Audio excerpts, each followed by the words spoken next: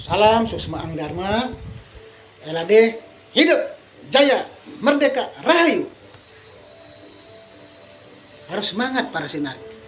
Kalian sebagai seorang laskar inilah kumpulan barisan orang-orang yang berusaha belajar untuk lebih banyak mendekatkan diri pada Tuhan. Lewat cara apa?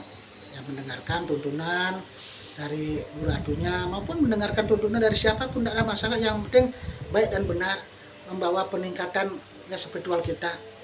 Yang penting kuncinya kita setiap mau belajar itu yang penting dipakai.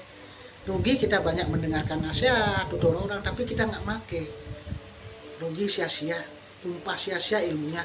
Karena ada bahasa peribahasa kan, kesempatan tidak ada datang dua kali. Memang benar itu. Apalagi kalian menyanyiakan wahyu dari Tuhan, menyanyiakan apa yang mungkin sudah kalian pelajari, kalian sulit akan menemukan hal yang sudah dari awal itu jodoh kalian, karena kalian menyanyiakan segala sesuatu yang mungkin selama ini sudah ada cap asli. Karena kita egonya itu artinya kita itu merasa diri, wah saya belajar sama ratunya muda. Memang ratu jujur umurnya ratu 50. Ya mungkin ada orang berpikir, wah ngapain belajar sama ratunya masih muda. Saya ingin belajar orang yang punya simbol kelar, misalnya begitu, yang sudah jadi jero, yang sudah mungkin udah jenggot, atau orang yang terkenal, atau orang sakti itu kan.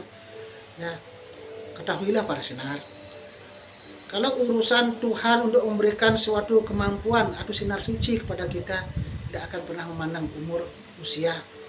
Yang penting apapun yang diberikan oleh Tuhan itu kita sangat syukurin dan kita ya pergunakan untuk kebaikan, dan tidak melebih-lebih dan tidak sombong. Dan tidak ada pengakuan, kita hanya lantaran apa yang sudah diberikan oleh Tuhan itu kita laksanakan sesuai kemampuan, jangan melebih-lebih. Banyak zaman sekarang kan pandai bicara berdasarkan hukum agama, hukum tata negara, hukum pemerintahan, hukum pidana, hukum religius, yang berbicara pandai religius, bijaksana, tapi hanya di bibir. Ya, itu yang memang yang berat resikonya ya pelakunya. Karena sudah membohongi diri sendiri, menipu orang lain. Lebih baik kita belajar dalam hidup ini. Selain kita memang seperti guru ratu, biar seorang guru ratu nak, kalau ada orang membicarakan apapun, atau mungkin diberitahu sekalipun, atau mungkin ada menasihati, ratu dengarkan.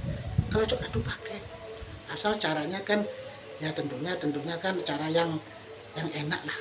Jangan hanya kita berikan masukan orang, memojokkan orang. Nah, guru ratu walaupun seorang dari ditasbihkan Tuhan sebagai seorang pemimpin spiritual, tapi ratu selalu menghormati orang lain, menghargai pendapat orang lain, tidak egois, asal caranya dia itu tidak memojokkan. Dan guru ratu juga begitu. Kalau ada orang salah, guru ratu tidak pernah memojokkan. Itu ratu ya rangkul dengan cara yang baik, nasihatin. Selama orang itu ada cap sinar, emang harus masih bisa diperbaiki. Tapi kalau bandel ya lepaskan saja. Seperti kita ada di LAD, para sinar yang ada di sini, kalian ingat guru ratu ada bisa seperti tidak belajar, tidak punya guru ratu.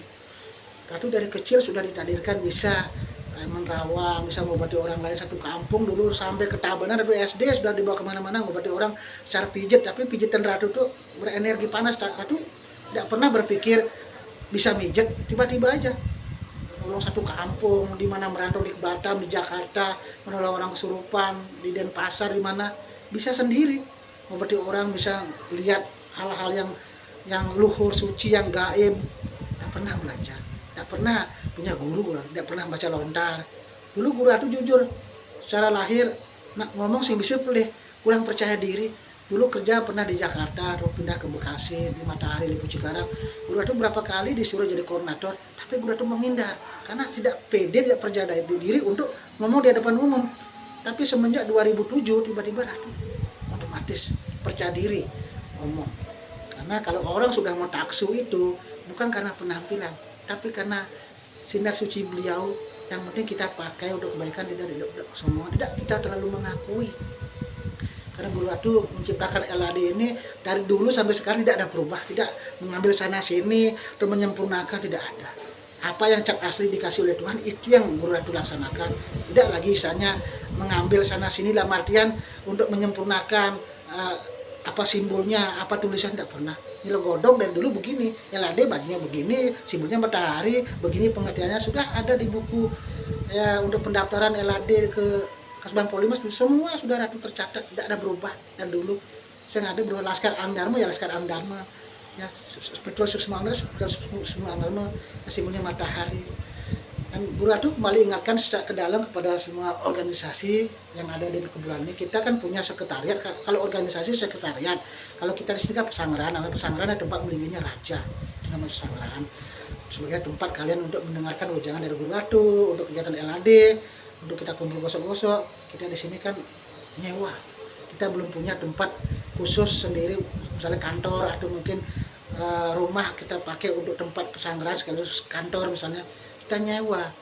Tolong kesadaran Partai Sinar untuk kalian bahu-membahu lah untuk kita meringankan beban Ratu secara pribadi. Bebannya kenapa? Karena orang yang punya ini di sebelah Ratu tinggal, dia pasti cari Ratu tanggal 23 ya. Om Swastiastu Pak sudah ada.